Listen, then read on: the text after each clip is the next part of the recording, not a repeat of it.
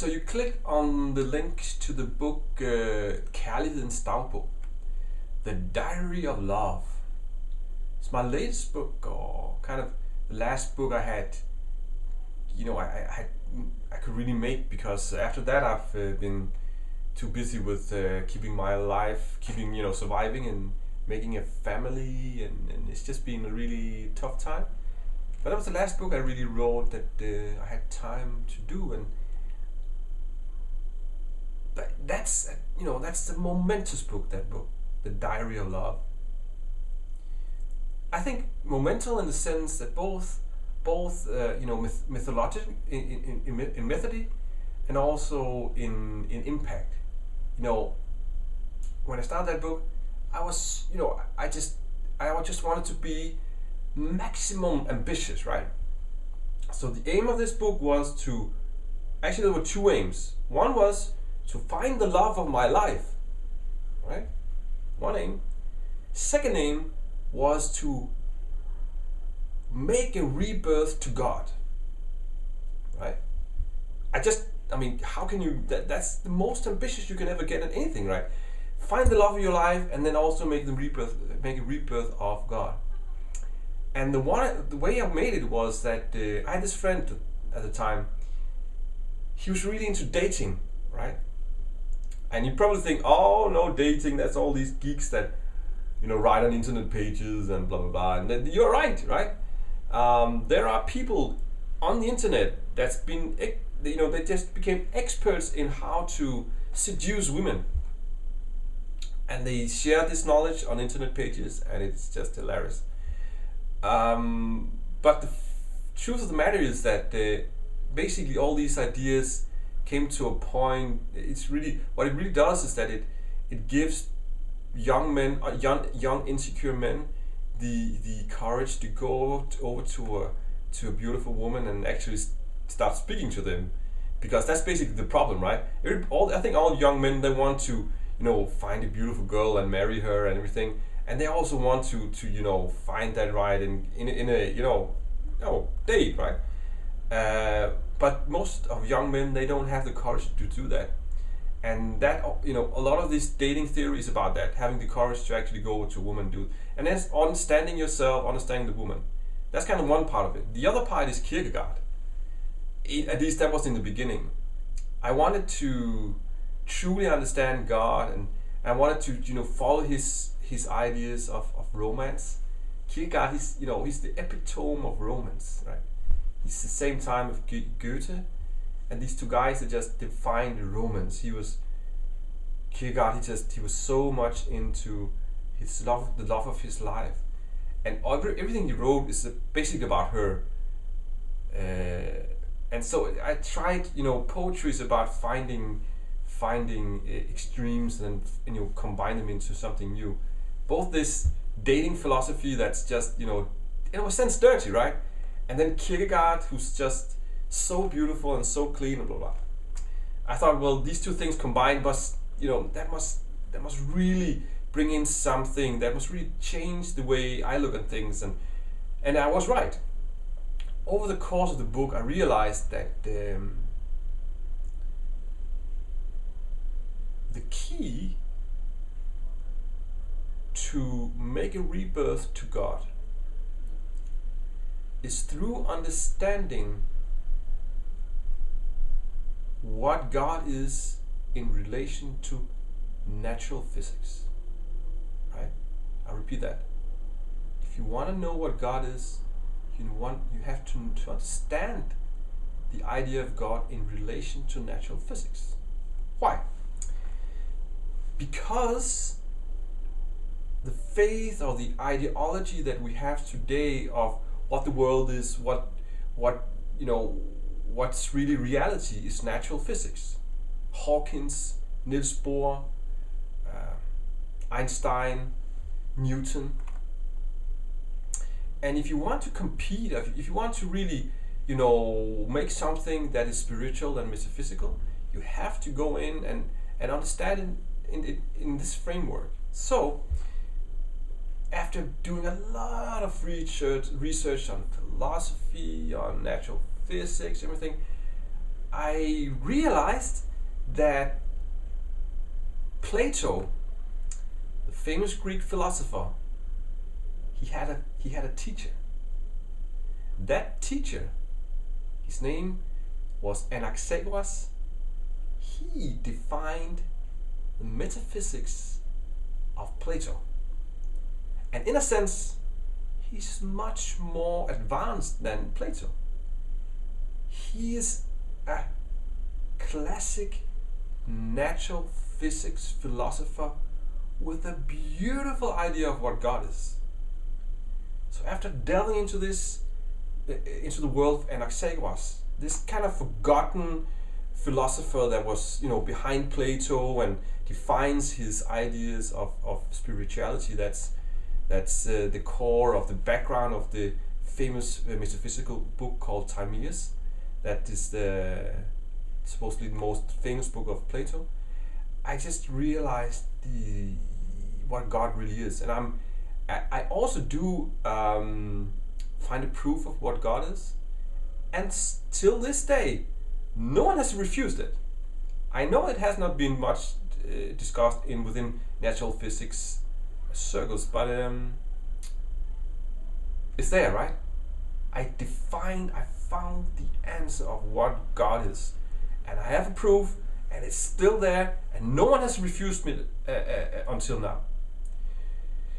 And that, that illumination, that the idea, I just understood it, and really brought a lot of power to my blogging also. It's a background of all this fight for God and to realize that God is still here. It served as a foundation of the Catholic Church and their fight for it. So all of a sudden Pope Francis goes out and saying, well, God is still alive, right? How can he say that? How can Pope Francis say that God is alive? Because I found the answer in the book, right? It's there to read. It's in Danish, but it's difficult, but it's still there, right? It brought me all the way to Oxford, and I tried to I was invited to Oxford University, and I wanted the Oxfordians to take this idea and bring it on, but they never really got it, and they never really understood it. So that was a problem. That was I'm sorry for that, but still,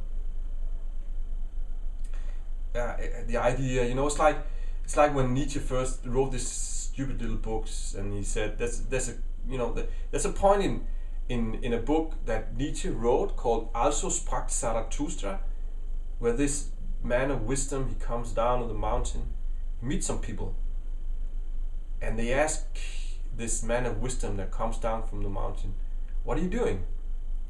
And this man of wisdom says, well, haven't you heard? God is dead, right?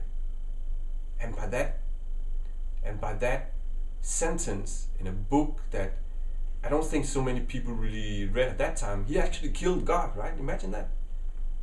I did exactly the same with my book. This book, The Diary of Love, is the same, right?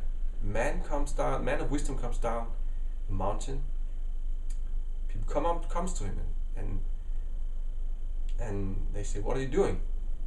And this man of wisdom says, well, haven't you heard?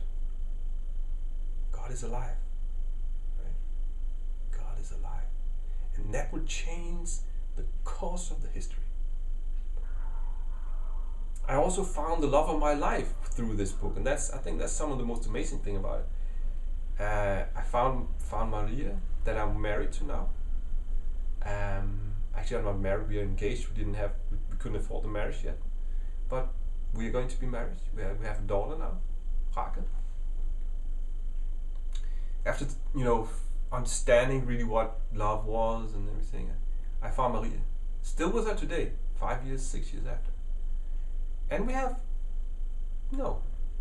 normal marriage, right? We have problems, but we still miss each other and still write little notes when we're not there, and I love her. Truly love her. It's not been easy, being with me is not easy, I suppose, but I truly love her. So it's also a lot of discussion on I wanted to make a method that I followed Kierkegaard in this method. Kierkegaard, he used himself as the laboratory of inquiry, right? In that way, he was unique. He used himself through his love, this infatuation he had with this beautiful woman called Regine Olsen. He really understood what love is not, what you know. If you have angst, you know, he wrote about angst. He wrote about, and through this understanding of himself in relation to this beautiful woman, he made this amazing philosophical development in a sense. And I try to take his method and use it on myself. I'm the method, right? I'm the laboratory. I'm using my own feelings, my own understanding. I'm using myself to understand what love really is, and to understand what God is, to understand what Spirit is.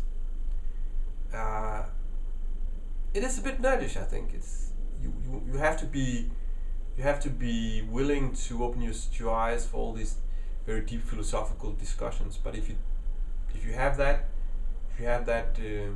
urge to understand what love is, it's a good, beautiful thing. It's a foundation on something I hope that will develop into something,